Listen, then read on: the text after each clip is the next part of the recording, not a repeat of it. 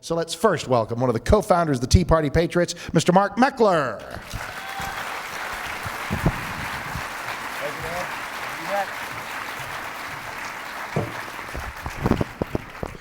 He's made me a little bit nervous about walking in front of this sign. So there are three things I'd like to do tonight. And the first is a thanks, and the second is to encourage, and the third is to challenge. First of all, we have to go all the way back to the founding, because there are a lot of people who are giving their time, their energy, and their money in this movement. And we owe those people a lot of thanks, a debt of gratitude. All of you guys that are here tonight, you could be somewhere else, you could be home having dinner with the family, but you chose to come out and do something for your country. And that tradition, the tradition of stepping up in a time of need, goes all the way back to our founders. And the founding fathers made tremendous sacrifices. I hear people talk about the sacrifices that people are making for this movement. You know, Jenny Beth traveling away from her 7-year-old twins all the time. And there are a lot of us that are out there on the road doing that. Philip, who spends time away from his family, time that he could be out earning money for himself for his retirement. Instead, you know, the whole Dallas Tea Party team working to save the country. And that tradition goes all the way back, and it's a tradition of sacrifice. But I want to compare what we do, what those of us in the movement, all of you are doing, compared to what the founding fathers and the founding families actually did. Because when you think about it, we're not really being asked to do so much. When you think about stories, like you think about John Adams, and you think John Adams during the battle for Bunker Hill was hundreds of miles away in Philadelphia. His family at risk, Abigail at home listening to the cannon fire, listening to the rifle shots, not knowing what was going to happen to her family, her husband, her provider, her protector, hundreds of miles away. Imagine how that must feel. And today we're away from our families, we're at meetings, and we wonder what's going on at home, and we flip back the jacket and we pull out the cell phone and we text our kids, or we make a call home, we make sure everything's okay. What we're being asked to do is not much. You heard Lori Medina talk about, can you give an hour a week, right? One working day between now and the election for the future of the country. The founding fathers gave a lot more. The founding fathers pledged their lives, their fortunes, their sacred honor. Not only did they pledge them, but ultimately many of them gave them. So thanks first goes to our heritage, to those founding families who gave so much. Between here and there are many people to thank. People who have preserved the nation, people who fought for our freedom. And everywhere I go around the country, wherever we speak, in every audience, some of these people are out there. And so I'd like to ask tonight, anybody who's active duty, military, or veterans, please stand up, because we owe you the eternal debt of gratitude. These are the men and women that make this possible. Thank you. Without those people, there is no Tea Party movement, there is no freedom, there is no future for this country. Those people have given all for centuries in this country.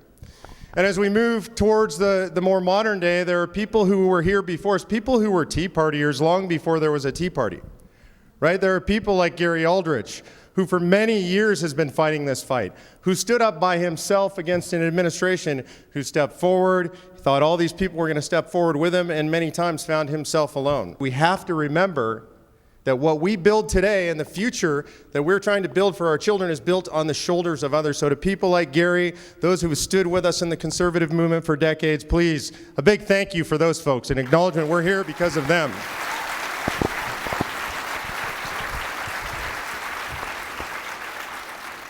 And for me personally, the thanks go to people around the country, the Tea Partiers in every state, literally in every city. Over 2,800 chapters now, millions of members around the country. Jenny Beth and I have the privilege to travel all over the country and meet these people.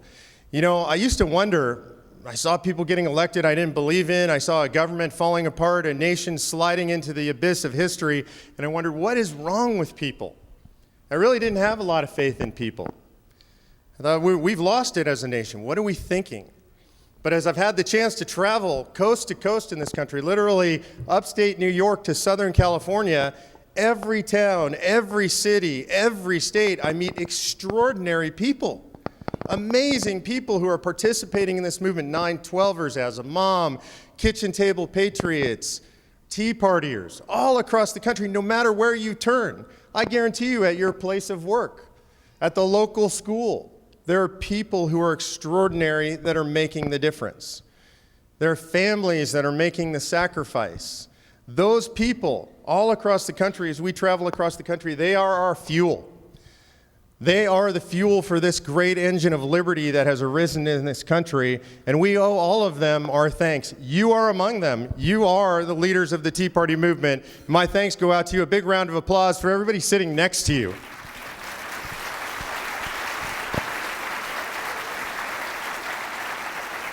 And one last thing I have to add, because we are in Texas. You know, I'm from California. Please don't hold that against me. I know it's bad. I know.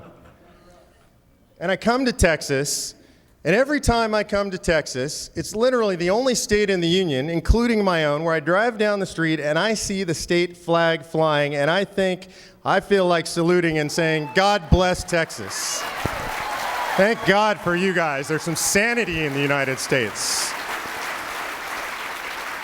Must be something in the water. We need to bring some of that to California.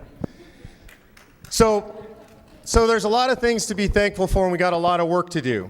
And I hear a lot of people as I travel around, and they're frustrated, right? They think we're doing some stuff. They think maybe there's some change on the horizon, but they feel like it's not happening fast enough. And they look, and there are some primaries that didn't go the way they want. There's some candidates running they don't really like, and they think, maybe it's not going to happen. Maybe we're really not changing things. Maybe we're kidding ourselves.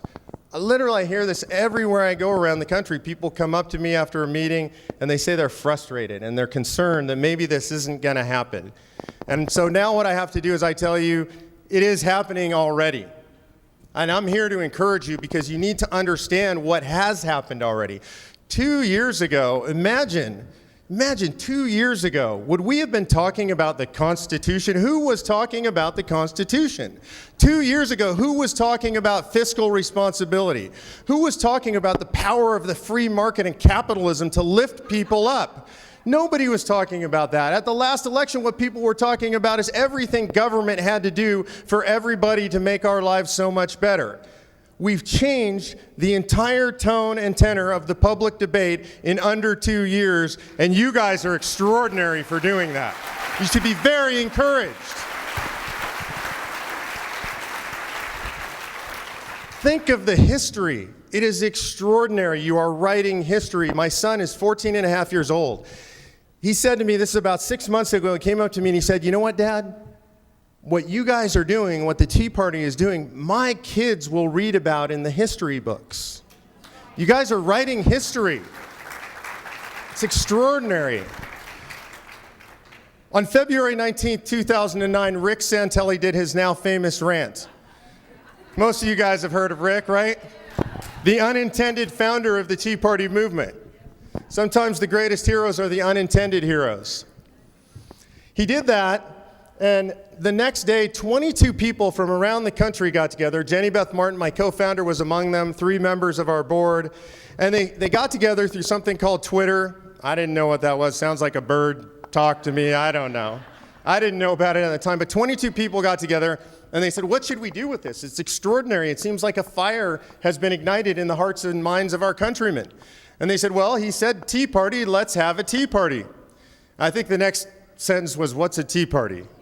Right? Nobody really knew, but they decided they would plan one. And so a week later, they had put it out all over Facebook. I was a latecomer to the movement. I heard about it about 2 days later. I'm a slow learner. And an extraordinary thing happened. 1 week later, less than a full business week, in 49 cities around the country, 35,000 of our fellow citizens took to the streets. That's an extraordinary accomplishment, and you guys should be encouraged by that.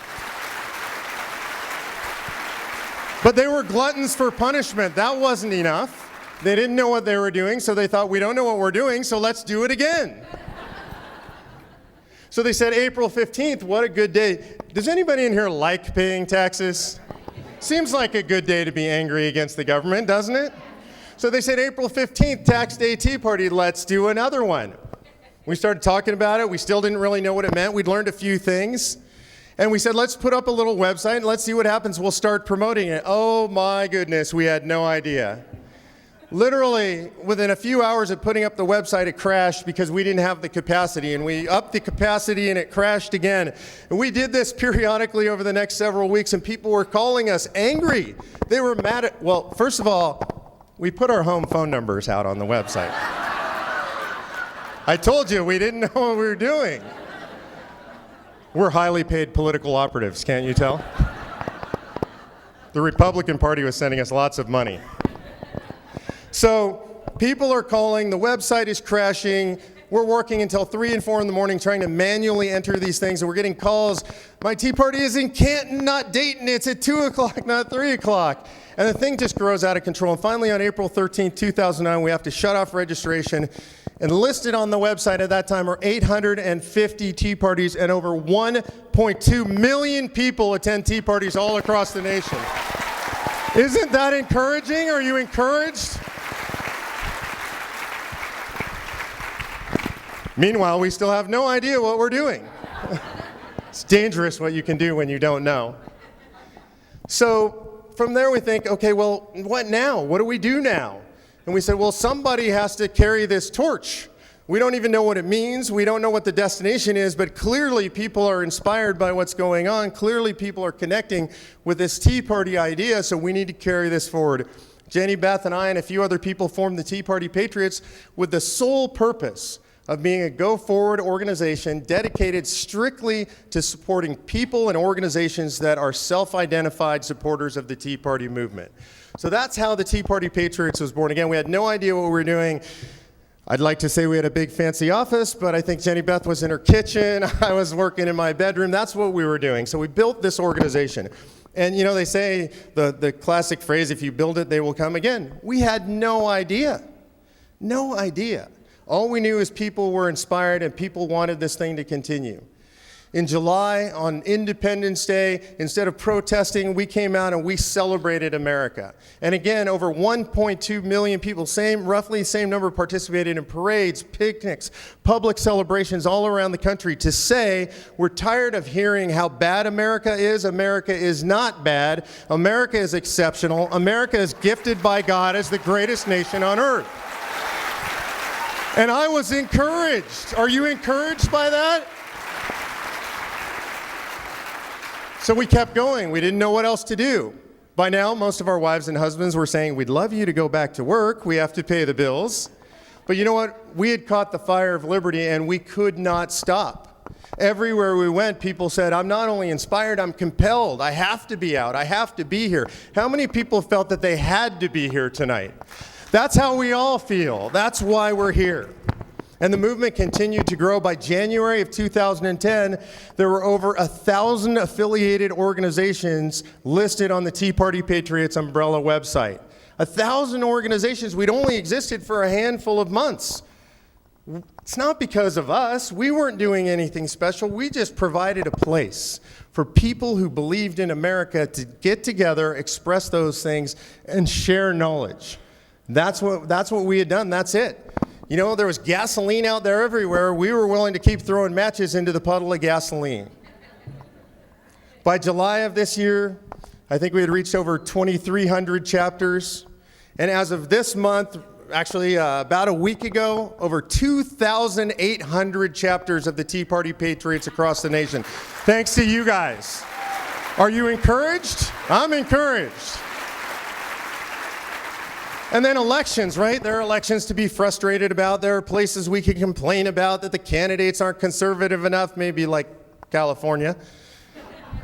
Trust me, you think it's rough here, come to California. But look at what has happened. New Jersey, Virginia, Massachusetts. Are you guys encouraged? Look what's happening. I'm encouraged. I'm also not satisfied.